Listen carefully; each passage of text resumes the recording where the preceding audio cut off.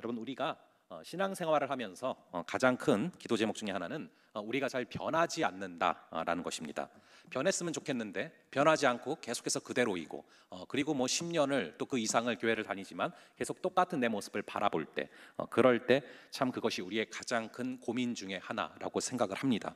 거꾸로 목회를 하면서 가장 기쁠 때가 언제냐? 제게 맡겨주신 양들이 변할 때입니다. 그것을 바라볼 때 얼마나 큰 기쁨이 다가오는지 모릅니다. 이번 이제 캄보디아 단기 선교를 가서 참 행복했던 것 중에 하나가 이렇게 이 캄보디아 영혼들이 이렇게 왔는데, 매일마다 왔는데 하루하루 다른 거예요. 첫날 쭈뼛 때다가 둘째 날 성령께서 주시는 기쁨으로 예배하는 모습을 바라보게 되고, 또 점점 가면서 나중에는 눈물로 회개하는 그 모습을 바라볼 때 주님 주시는 참 큰 기쁨이 있던 그런 기억이 나고요. 특별히 또 같이 갔던 팀원들 한 명 한 명이 변화되는 모습을 바라볼 때, 특별히 이제 저녁에 이 은혜를 나누는 시간들이 있었는데 그런 마음을 좀 받았어요. 이 시간이 안 끝났으면 좋겠다, 안 멈췄으면 좋겠다, 그런 마음이 들 정도로 이렇게 영혼들이 변화되는 것을 바라본다라는 거, 그것은 굉장히 큰 기쁨이고 또 우리의 큰 기도 제목이라는 것입니다.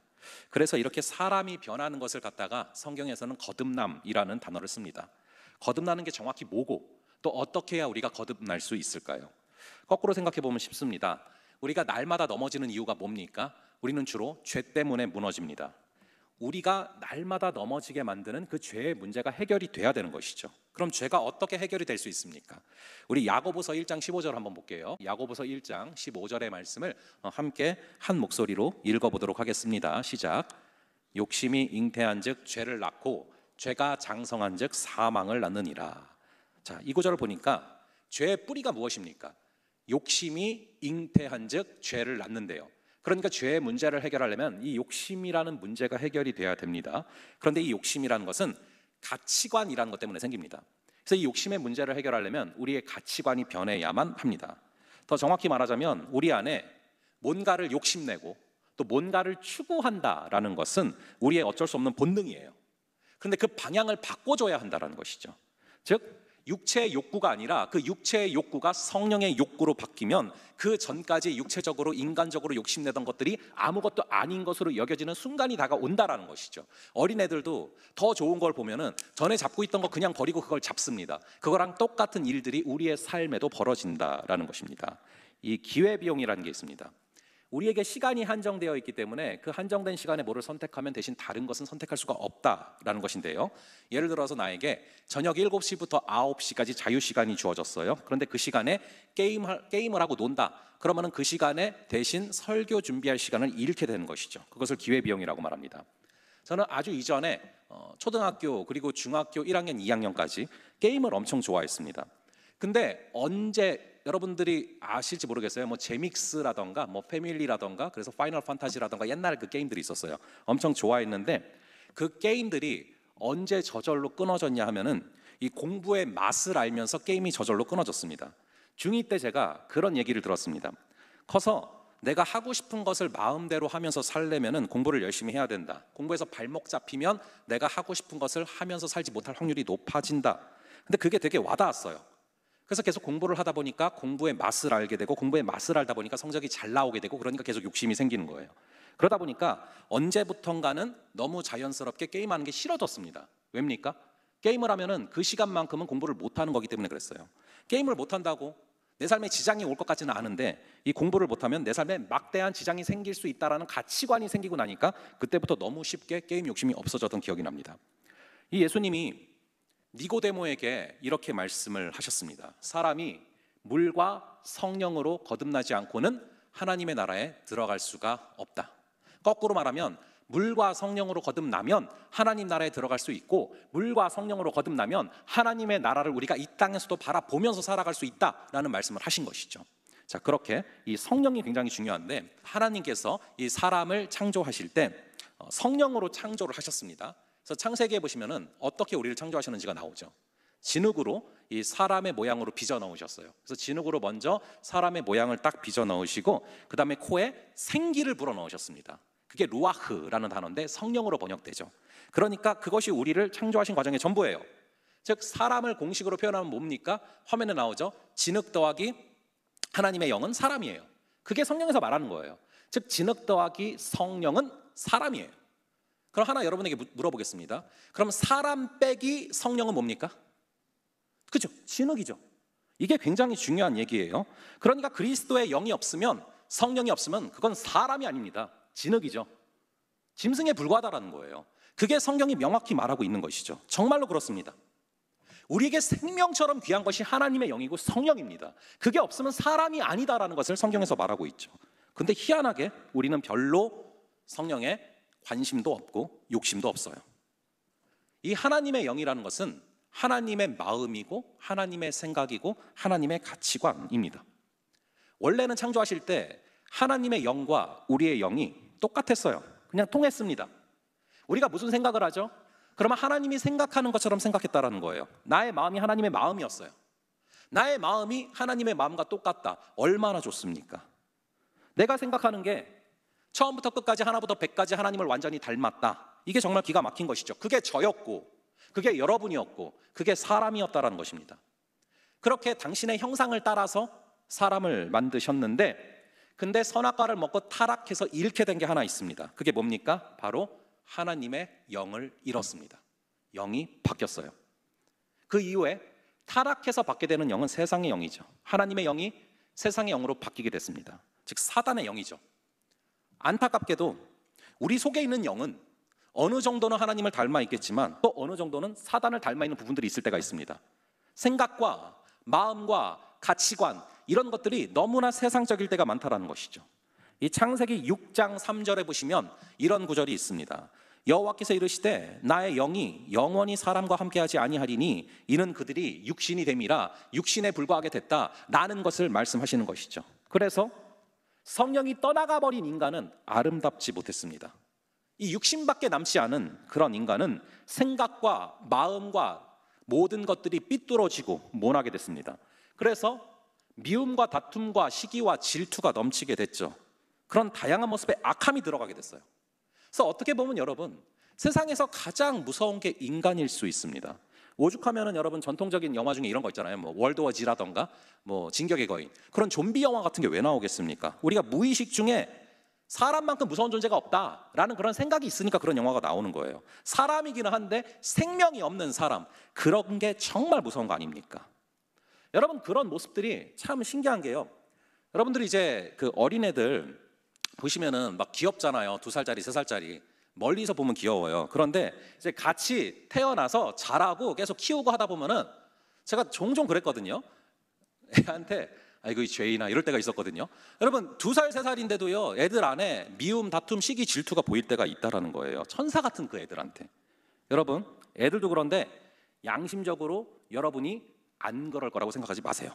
우리는 살면서 자주 착각해요. 나 정도면은 꽤 괜찮은 사람이지라고 생각해요. 하지만 성경은 말합니다. 의인은 없나니 하나도 없으며. 그런 죄인들인데 그런 우리가 어떻게 변화될 수 있습니까? 그런 우리가 어떻게 거듭날 수 있습니까? 바로 성령 충만함을 받을 때에만 변할 수 있다는 거예요. 오늘 우리가 읽은 말씀은 초대교회 교인들이 예수님이 말씀하신 것처럼 성령을 받기를 기도하다가 오순절날 성령 충만함을 받았다라는 그런 말씀입니다. 그래서 가장 크게 나타난 변화가 바로 사람들이 변했다라는 것이죠. 사람들이 어떻게 변합니까? 이유를 읽어보면은 누구도 자기 거를 자기 거라고 하지 않는 그런 상황까지 가요. 그전에는 내 거, 네 거를 명확히 나눴는데 이제는 우리로 바뀝니다. 같이 하나가 되어 간다라는 것입니다. 이 당시는 믿음을 지키기 위해서는 치러야 될 대가가 너무나 컸거든요. 그냥 뭐 우리처럼 교회 다니면 되는 게 아니에요. 교회를 다니려면은 카타콤 지하 감옥에 숨어서 예배를 드려야 되고 공적 생활을 포기해야 됐습니다. 뭐를 살 수도 없고 구할 수도 없고 취직을 할 수도 없어요. 그럼에도 교회를 택했습니다. 왜죠?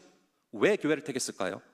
세상에서 누릴 수 있는 것들을 다 버리고 포기해도 교회가 주는 가치가, 예수 그리스도가 주는 가치가 너무나 컸기 때문에 그런 것들을 포기하고 믿은 것입니다. 그래서 알아서 힘든데도 다 지하 교회로 모여들었어요.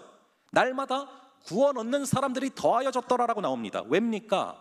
거기가 천국이니까 세상의 것들을 다 포기해도 얻을 수 없는 가치가 거기에 있으니까, 거기서 하나님의 나라를 경험할 수 있으니까, 세상이 줄 수 없는 기쁨과 평안을 경험할 수 있으니까 다 모였다라는 것입니다. 우리가 꿈꿔야 될 교회가 바로 이런 초대교회 같은 교회인데요. 어떻게 해야 그러한 교회, 그러한 공동체가 될 수 있습니까? 이것은 공부해서 되는 게 아니에요. 노력해서 되는 게 아니에요. 사람이 변해야만 가능합니다. 성령으로 거듭나야지만 변할 수 있다는 것이죠. 그래서 성령으로 거듭나고 나니까 어떻게 됐다고 나오냐, 이것을 안 믿는 사람들이 이렇게 표현하고 있어요. 그게 우리가 오늘 읽은 2장 13절 아닙니까? 우리 한번 2장 13절 한번 읽어볼게요. 어떻게 표현하고 있는지. 안 믿는 사람들이 이 성령 충만함 받은 사람들을 이렇게 표현합니다. 한번 2장 13절 함께 읽어보겠습니다. 시작. 사람들이 변했는데 꼭 술 취한 사람 같았다라고 안 믿는 난크리스천들이 얘기를 하는 거예요. 사실 우리는 모두 뭔가에 취해 있어요. 우리가 선악과를 먹고 범죄한 이후에 우리는 세상에 취해 있습니다. 그래서 물욕, 정욕, 쾌락, 세상의 욕심에 취해서 내꺼 하면서 욕심을 부리면서 살아가죠. 그런데 우리가 경험상 알죠. 이 세상에 취하면 만족은커녕 점점 더 목마르게 됩니다. 우리는 뭔가에 취해 있거든요. 뭔가에 미쳐 있거든요. 그러니까 뭐 최근에 영화 중에 막 콘크리트 유토피아 이런 거 나오잖아요. 꼬집는 거잖아요. 뭔가에 미쳐 있다. 그렇게 우리는 취해 있다라는 거예요. 성경에 보면은 이 성령 충만함과 술 취함을 대조적으로 표현한 부분이 굉장히 많이 나와요.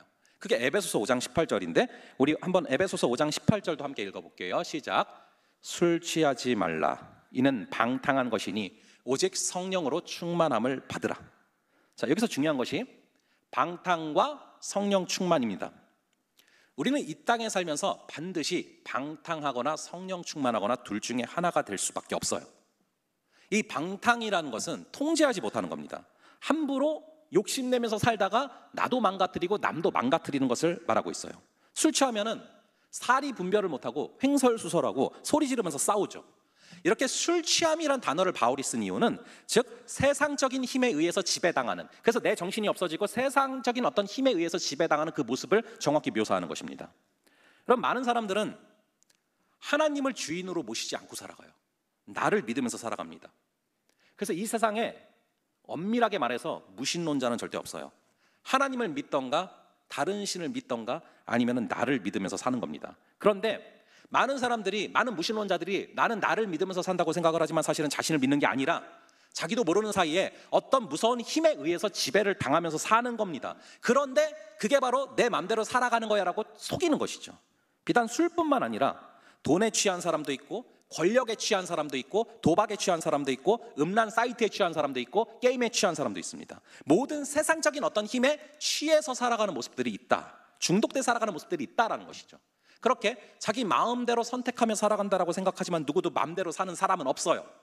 세상의 악한 영에 공중의 권세 잡은 자인 사단의 지배를 받거나 하나님의 자녀처럼 성령의 충만함을 받아서 성령의 지배를 받으며 살거나 둘 중에 하나라는 것입니다. 사실 이 성령 충만이란 단어는 교회에서 너무나 자주 쓰이는 단어인데 의외로 우리가 너무 잘 모르는 단어기도 합니다. 이 성령 충만이란 단어에 대해서 명확한 정의가 필요해요. 그래야 성령 충만함을 받든지 말든지 하지 않겠습니까? 성령 충만이 뭔지를 알아야 그걸 구하지 않겠습니까? 그래서 성령 행전의 마지막 시간인데 오늘 이 성령 충만을 좀 정확히 다루면서 우리가 기도하면서 마쳐야겠다라는 생각이 들었습니다. 여러분, 성령 충만은 무엇입니까? 이 성령 충만은 성령으로 가득한 그런 상태를 말합니다. 말 그대로 충만이죠.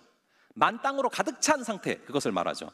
물론 성령 충만은 어떤 에너지가 꽉 찬 그런 것으로 이해를 하시면 안 됩니다. 그건 오해예요.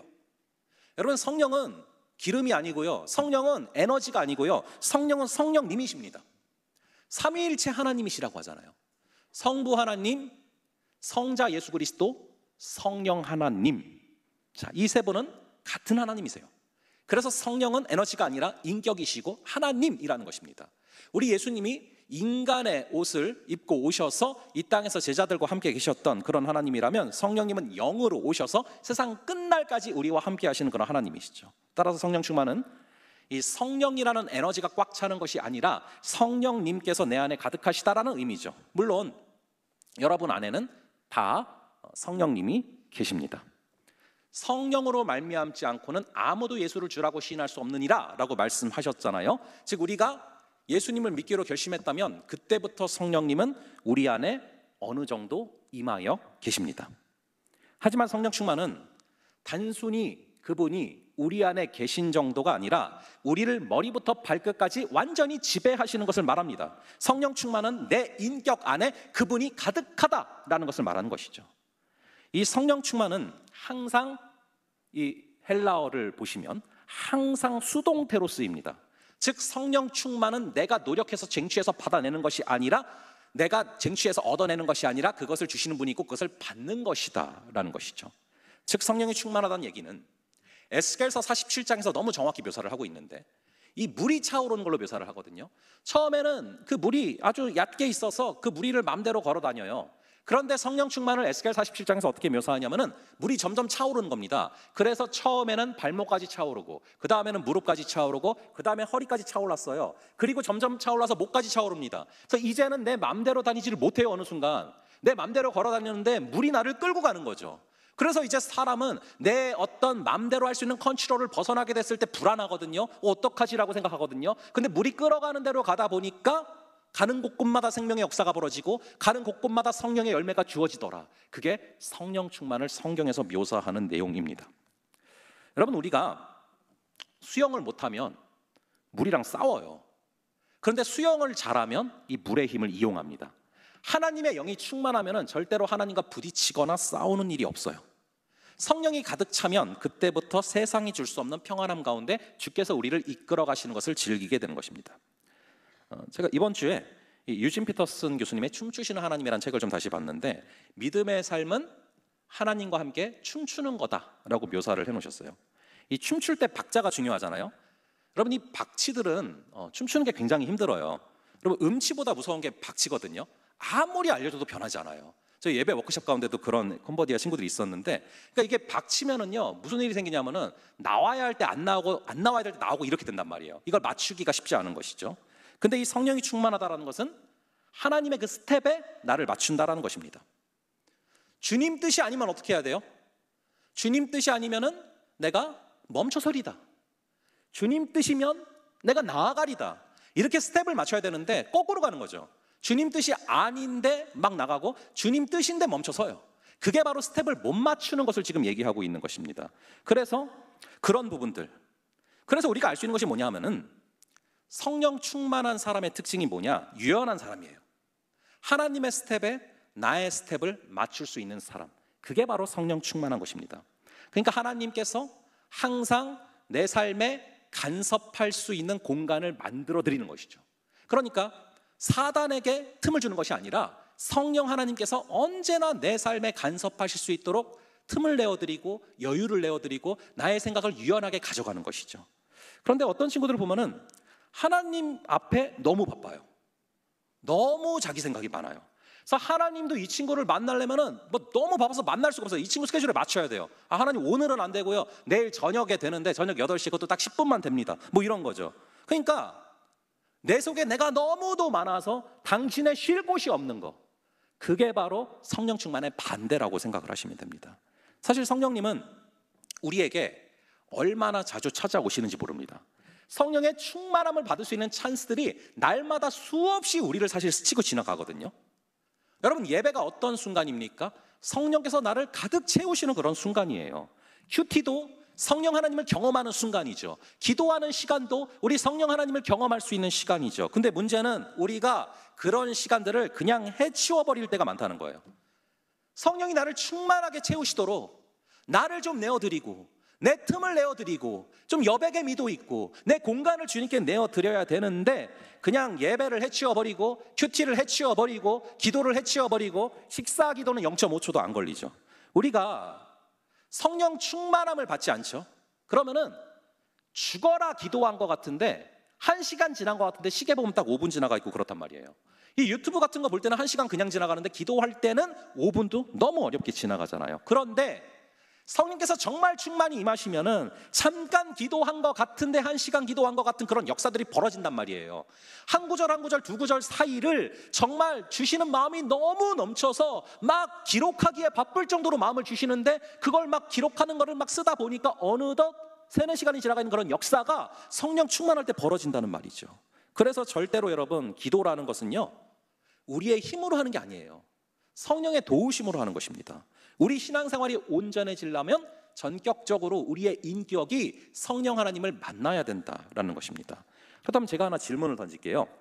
여러분, 성령의 충만함을 받는다라는 것이, 성령의 충만함을 받는 것이 쉬울까요? 어려울까요? 성령의 충만함을 받기 쉬울까 어려울까? 여러분들이 한번 곰곰이 생각을 해보세요. 제가 이 질문을 던진 이유가 있어요. 성령의 충만을 항상 모든 성경에 보면 받는다라고 표현을 해요. 그럼 받는다라는 얘기는 주시는 분이 있다는 얘기잖아요. 하나님이 주시는 건데 하나님이 엄청 주고 싶어 하시는 선물이에요. 구하기만 하면 주신다고요. 그러면 여러분, 성령 충만을 받는 것은 쉬운 겁니까 어려운 겁니까? 사실 쉬운 거예요. 주실 분이 주고 싶어서 막 기다리고 있다니까요. 구하라, 찾으라, 두드리라. 우리 주님께서 말씀하시는 내용 아닙니까? 구하는 이마다 받을 것이요, 찾는 이는 찾아낼 것이요, 두드리는 이는 열릴 것이라. 물론 이것을 우리가 좀 잘못 적용한 사례들이 많아요. 이전에 대학 입시 때 항상 뭐 대학 문을 두드리면 열릴 것이다. 그리고 뭐 좋아하는 사람 있으면 막 마음을 두드리면 열릴 것이다. 우리가 막 이렇게 적용을 하면서 많이 살아왔죠. 물론 그것도 불쌍히 여기셔서 그렇게 들어주실 수도 있을지 모르겠지만 정확하게 누가복음 11장을 보시면 무엇을 구하고 찾고 두드리라고 나옵니까? 누가복음 11장 14절을 보시면 13절을 보시면 구하는 자에게 성령을 주시지 않겠느냐라고 나와요. 즉 성령을 선물로 주신다라는 거예요. 그걸 위해서 구하고 찾고 두드려라. 그럼 우리 주님께서 주실 것이다라고 말씀하고 있다라는 것이죠. 근데 우리는 성령 충만함을 솔직히 별로 구하잖아요. 여러분들 보면 뭐 느끼실 거예요. 우리가 돈 떨어지면 기도해요. 대학 떨어지면 기도해요. 차이면은 기도해요. 취업 안 되면 기도해요. 그런데 성령에 대한 욕심은 별로 없어요. 우리 안에 그런 기도 별로 없어요. 주시면 좋고 안 주시면 말고, 성령 충만 없어도 큰 불편 없으니까 돈이나 주세요. 합격이나 시켜주세요. 이러고 살아가지. 우리 안에 성령에 대한 욕심이 별로 없다는 거예요. 그래서 성령을 받지 못하고 성령 충만하게 살아가지 못하는 모습들이 너무나 많다는 것이죠. 가장 큰 문제는 거듭남에 대한 욕심이 별로 없다는 것입니다. 여러분, 오순절날 성령 받는 이 사건을 자세하게 묵상을 해보면 우리 예수님이 승천하시기 전에 여러 말씀 안 하셨어요. 부활하시고 40일을 이 땅에 머무셨습니다. 여러분, 죽었다 완전히 살아나셨는데 부활을 하셨는데 하고 싶으신 말씀이 얼마나 많으셨겠습니까? 그런데 우리 예수님 보면 별로 그렇게 말씀 많이 안 하세요. 절제하세요. 그리고 딱 짧게 무슨 말씀을 하셨는지 아십니까? 40일 동안 집중해서 성령에 대해서 말씀하시면서 내가 승천하면, 내가 가면 보혜사 성령을 보내줄 건데 욕심내서 받아라, 한 말씀하고 가세요. 이 마가의 다락방 사건을 보세요. 이게 예수님이 승천하실 때 내가 너희에게 약속한 성령을 보낼 것이다. 그러니까 예루살렘을 떠나지 말고 성령 하나님을 받을 준비를 하면서 기도해라, 간절히 구해라 라고 말씀하시고 유언처럼 떠나시고 남기시고 가셨단 말이에요. 여러분, 예수님의 제자들에게 예수님께서 예루살렘을 떠나지 말라고 하셨어요. 그게 무슨 의미인지 아십니까? 예루살렘에 예수님을 십자가에 못 박은 사람들이 버젓이 살아있어요. 그러면은 예수님의 제자들 역시도 죽이려고 혈안이 돼 있는 사람들이 예루살렘에 있다는 말이죠. 그러면은 예루살렘에 있는 게 무슨 의미입니까? 굉장히 위험하다라는 얘기예요. 안전하지 않아요. 생명을 걸어야 되는 일이지만 그들은 개의치 않고 그 말씀 그대로 예루살렘을 떠나지 않고 모여서 기도했습니다. 그리고 몇 날이 지나지 않아서 그들은 성령의 충만함을 받게 됩니다. 제가 며칠 걸려서 성령을 받았는가를 계산을 해봤단 말이에요. 여러분, 6월절 날 십자가 지시기 직전에 6월절 날 최후의 만찬을 하셨어요. 그리고 십자가에 달려 돌아가시죠. 그리고 며칠 만에 부활하세요? 사흘 만에, 즉 3일 만에 부활하시죠. 부활하신 다음에 며칠을 나타나셨다고요? 40일을 나타나셨어요. 그리고 승천하셨어요. 그리고 며칠 있다 성령 충만함을 받아요. 언제 받았냐? 오순절 마가의 다락방 사건. 근데 우리가 구약을 알면 신약을 정확히 계산할 수 있다고요. 구약에 보면은 이 6월절과 오순절이 며칠 간격인지 아세요? 성경에 나와 있어요. 6월절과 오순절은 정확히 50일 간격이란 말이에요. 그럼 여기서 우리가 계산이 되잖아요. 며칠을 기도했는지. 6월절과 오순절이 50일 간격인데 6월절 근처에서 십자가에 달려 돌아가시고 3일 만에 부활하시고 40일을 나타나셨다가 승천하셨고 그 다음부터 기도했잖아요. 그러니까 며칠 기도한 겁니까? 50 빼기 3 빼기 40 하면 대략적으로 일주일 정도를 간절히 기도했더니 성령 충만을 받았다라는 그런 계산이 나옵니다. 이게 무슨 말인 줄 아십니까? 일주일만 큰 맘 먹고 간절히 기도하면, 사모하는 마음 먹고 기도하면 누구나 성령 충만을 받으시는 줄을 믿으시기 바랍니다. 그리고 진짜 실제로 해보면요, 그거보다 훨씬 더 짧게도 주십니다. 여러분, 지금이 말세 때예요. 너무 죄악이 관영해 있어요. 여러분들은 뉴스 보면서 안 느끼십니까? 말세에 떼고 너무나 죄악이 관영했기 때문에, 사단의 공격이 너무나 거세기 때문에 우리 주님도 마음이 급하세요. 성령 충만을 빨리 주고 싶어 하세요. 그런 자들이 나와야 돼요. 그래서 전능한 주님은 일주일이 아니라 70분 만에도 성령 충만을 주실 수 있는 분인 줄을 믿으시기 바랍니다. 그래서 우리가 성령 충만함을 받게 되면 그때부터 우리의 삶이 바뀌는 거예요. 성령은 예수의 영이라 성령 충만을 받고 나면 예수 그리스도를 사랑하는 마음이 위에서부터 물부터 부어지는 것입니다. 성령 충만을 받고 나면 예수님이 그토록 말씀하셨던 하나님의 나라가 우리 안에 들어와서 우리의 가치관이 바뀌는 역사가 그때부터 벌어지는 것이죠. 그러다 보면은 저절로 그때 죄가 줄어드는 거예요. 죄랑 싸워서 줄어드는 게 아니라 성령의 마음과 예수의 마음을 부어주시니까 점점 죄가 줄어들고 의 그 자체이신 주님의 마음과 가까워지는 역사가 그때 임한다라는 것입니다. 물론 여러분 안에 지금 성령님 계세요. 그러니까 예수님을 믿죠. 그러니까 여기 나와서 예배를 드리죠. 그런데 성령 충만은 그냥 단순히 그분이 우리 안에 계신 정도가 아니라, 노심초사하면서 우리 안에 계신 정도가 아니라 우리를 완전히 지배하는 것을 뜻해요. 여러분, 우리가 종이 되기 전까지는 절대로 예수님은 우리에게 주인으로 일하지 않으세요. 다시요, 우리가 스스로 자원해서 종이 되기 전까지는 절대 예수님은 우리에게 주인으로 강력히 역사하지 않으세요. 왜냐하면 인격적이시니까. 우리가 스스로 주님 앞에 자원하는 마음으로 우리 주님을 너무 사랑하기 때문에 주님의 종이 되기로 결심을 할 때, 그때 비로소 기뻐하시면서 우리의 마음의 문을 열고 들어오셔서 우리의 주인으로서 우리를 머리부터 발끝까지 다스려 가신다라는 것입니다. 우리가 종으로 자원하지 않기 때문에, 그래서 주인으로 일하지 아니하시고, 그래서 우리의 삶에 폭발적인 성령의 역사가 없는 거예요. 하지만 우리가 성령께 100% 지배당하면, 우리가 스스로를 사랑하는 마음으로 주님께 내어드리고 우리가 성령의 지배를 받게 되면 주님께서 주인님 되셔서 마음껏 역사하시기 시작합니다. 그러면 성령께 붙들리는 사람은 사단이 가장 무서워하는 무기가 되는 거예요. 그래서 전쟁에서 승리하게 되는 것이죠. 이 성령의 충만함을 받을 때 평범했던 사람들을 비범하게 사용하시는 하나님의 역사가 그때 임하는 것입니다. 아니, 주님은 수많은 사람들 가운데 성령 충만한 사람을 뽑아서 사용하기를 원하세요. 우리 주님에게 능력이 없습니까? 뭐가 없습니까? 우리 주님은 능력이 있는 자를 찾으시는 것도 아니고, 열심히 가득한 자를 찾으시는 것도 아니고, 성령 충만한 자를 찾으신다고요. 그래야 쓰실 수 있으니까, 그래야 하나님의 역사가 벌어지니까. 그러므로 성령의 충만함을 사모하고 성령의 충만함을 받고 살아가시는 그러한 저와 여러분 될 수 있기를 간절히 바랍니다.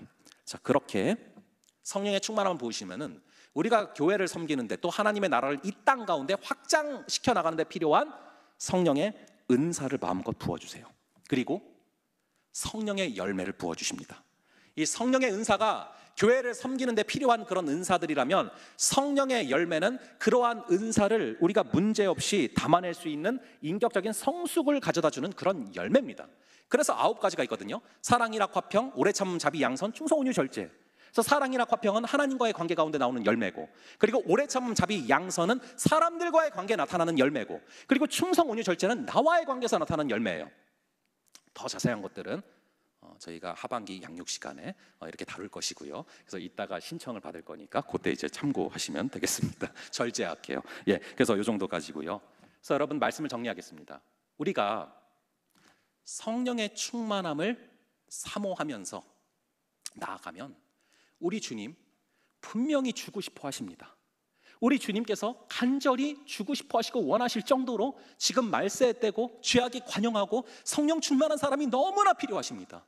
그러므로 여러분들이 정말로 성령의 충만함을 사모하면서 걸어가실 때 우리 주님께서 여러분들에게 성령 충만을 부으시고, 그래서 우리가 종이 되기로 마음먹기 전까지는 우리 성령님 너무 인격적이셔서요, 절대 강제로 안 하세요. 우리 성령님은요, 세상의 폭군이랑 다르거든요. 나는 마음이 온유하고 겸손하니 나의 멍에를 메고 내게 배우라. 수고하고 무거운 짐진 자들아 다 내게로 오라. 나는 마음이 온유하고 겸손하니 나의 멍에를 메고 내게 배우라 말씀하시면서 조용히 우리의 마음을 두드리고 계시거든요. 절대 강제적으로 안 하세요. 근데 우리가 정말 그분의 마음을 느끼고 그분의 마음을 알고, 그래서 우리가 스스로 우리 주님의 종이 되기로 결심하면서 걸어가죠.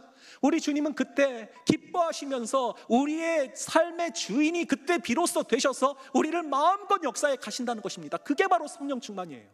간절히 바라기는 성령 하나님의 손에 붙들린 자들이 이곳에 많아지는 역사가 있기를 주님의 이름으로 축원합니다. 우리 성령 하나님께서 우리를 다스려 가시면 우리는요, 한 명 한 명이 일당백이 되고요, 그 한 명 한 명이 사단이 무서워하는 무기가 되고요, 그래서 그런 자들을 통해 하나님은 이 세상까지 바꿔가시고 여러분들의 삶을 바꿔가시고 역사에 가신다라는 거예요. 우리 그러한 성령 하나님을 사모하며 걸어가는 그런 우리 모두가 되기를 간절히